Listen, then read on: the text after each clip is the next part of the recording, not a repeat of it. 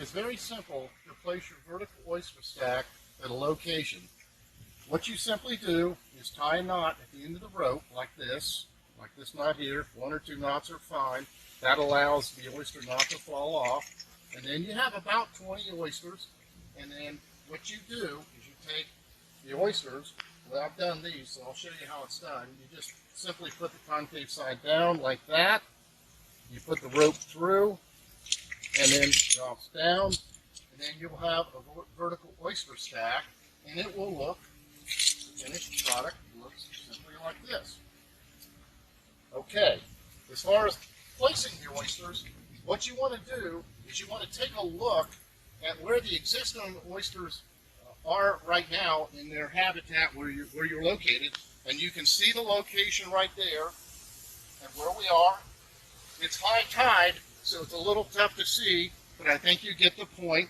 And you want the top oyster, the shell, to be no higher than that. It can even be slightly lower. That would be fine. The most important part, however, is to have the bottom oyster, or the bottom of the stack, not hit the bottom surface. That's the most critical part. So after you do that, then it's just simply a matter of placing the stack in the proper column.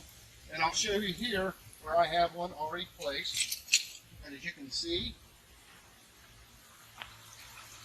this is what a vertical stack is completed. It's set here. It's in a location where it's not going to do any harm. It's not going to interfere with any activities. It can stay right there.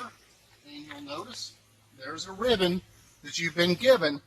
That indicates that that oyster stack is available there for pickup. So keep that in a position, a place where you can see it from both in the water and out on the land surface. Thank you for your participation in the Vertical Oyster Program. The Charlotte Harbor Environmental Center appreciates it very much.